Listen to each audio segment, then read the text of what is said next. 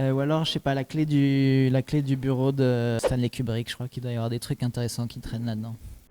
Je m'appelle Jonathan, je suis comédien Alors, je suis Mickaël Blanchard, réalisateur de La Nuit se traîne, et et je je suis suis dans dans Backstage. Backstage. Excitation jusqu'à il y a 5 minutes, maintenant peur. Ne t'inquiète pas, ça va bien se passer. Excitation, peut-être peur dans quelques minutes, Ah, mais t'es pour l'instant, encore, excitation. Ah, t'as de la chance, profite.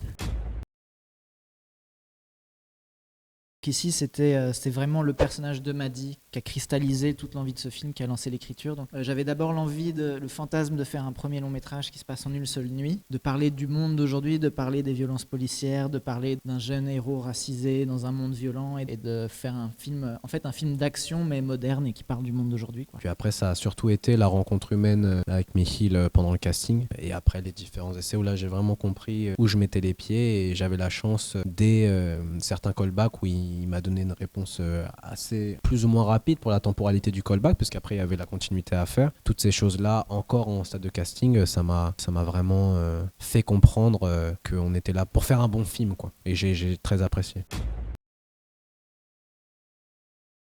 L'envie que le film se passe en une seule nuit, c'était à la base un fantasme un peu de cinéma. Déjà, j'aime bien les films qui se passent de nuit. Je trouve que c'est une porte ouverte à l'imagination qui est très exaltante pour moi. Qu'est-ce qui se passe pendant que tout le monde dort? En fait, on peut inventer ce qu'on veut. Et voilà, j'étais fort inspiré par des films comme Collateral, comme After Hours, comme Good Time, enfin plein de films très nocturnes comme ça. Et aussi, c'était un peu pour me décharger d'un certain poids au niveau de l'écriture, c'est-à-dire que j'étais très intimidé face à l'écriture de mon premier long métrage et de se dire, ok, en fait, tout va se passer en une seule nuit. En fait, ça crée une épure narrative assez forte. Donc mon personnage, il est là à l'instant T, et je sais qu'il n'a qu'une seule nuit pour arriver là où je veux que l'histoire nous mène. Donc c'est assez ludique à écrire. Et aussi, ça enlève beaucoup de distractions autour. Tout un contexte nocturne fait que du coup, le scénario peut se passer que dans des lieux de vie nocturne ou des lieux où on n'a accès que la nuit. C'était vraiment une manière de me cadrer pour attaquer cette écriture.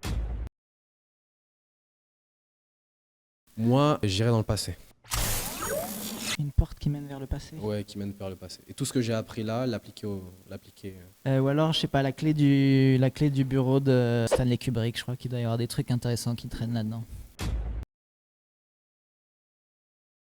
Jurassic Park, sans hésiter. Moi, ouais, les Goonies. Allez, je l'ai déjà dit. Ouais, la recherche du bonheur aussi. Ouais. Avec Will Smith? Avec Will Smith et son fils. Si tu as un rêve, tu dois le protéger. C'est les films de chevet que je regarde avec ma mère souvent. Grosse histoire sur ce film, ouais.